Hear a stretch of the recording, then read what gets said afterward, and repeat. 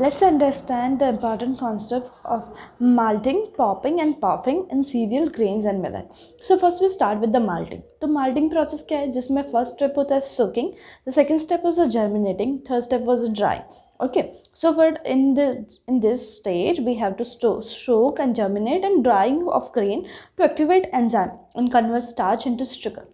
Malting में जो main chemical reaction क्या होता है कि वो स्टार्च को शुगर में कन्वर्ट कर देता है. इसीलिए माल्टेड प्रोसेस डाइजेस्ट करने में इजी होते हैं.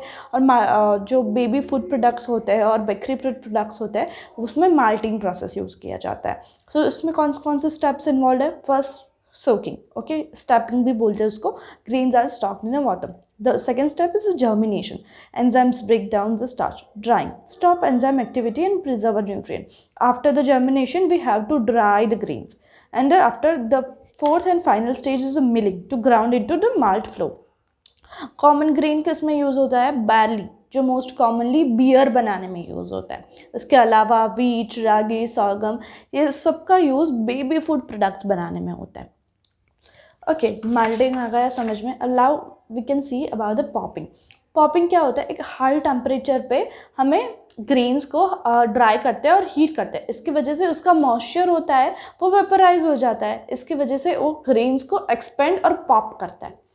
The general example, okay, we can see is a popcorn. The traditional snack और ब्रेकफास्ट सीरियल, गरोला बार्स, ये सब पॉपिंग से बनाया जाता है. सो उसमें क्या होता है, उसके बीच कुल 4 स्टेप है. Pre conditioning, existing moisture content, पहले उसका प्री कंडीशनिंग किया जाता है और 10 to 4% मॉइस्चर होना चाहिए. बाद में उसको हाई टेम्परेचर से एक्सपोजर करना चाहिए. कितना हाई टेम्परेचर, 200 से 250 degree Celsius. Then expansion and popping. अब वाटर स्टीम में कन्वर्ट होगा तो उसका एक्सपेंशन होगा, इसकी वजह से वो पॉप करेगा. और cooling and packaging, preserve a crisp texture. Puffing, puffing में क्या होता है, grains expand under a high pressure temperature and resulting in a light and airy texture. Okay, उसके भी 4 स्टेप है. प्री कंडीशनिंग, पहले ये दोनों के ये स्टेप्स है काफ़ी सिमिलर है.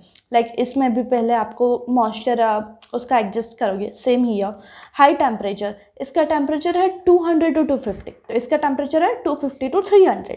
ओके, फिर उसका क्या होगा, रैपिड प्रेशर रिलीज करेगा तो ग्रेन को एक्सपेंड करेगा इंस्टेंटली. यहाँ भी वाटर का एक्सप्रेशन तो हो ही रहा है, एक्सपेंशन तो हो ही रहा है. Cooling and packaging, prevent moisture and अब हमको उसका पैकेजिंग और कूलिंग भी करना ज़रूरी है कि उसकी शेल्फ लाइफ ठीक रखने के लिए, तो वो मॉइस्चर को अब्जॉर्ब कर ले.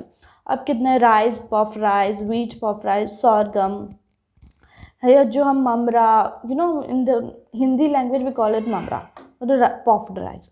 Okay, puff rice, mamra, puff wheat, ready to eat snacks, breakfast cereals, energy bar, ये सब puffing में से बनता है. So malting, popping and puffing.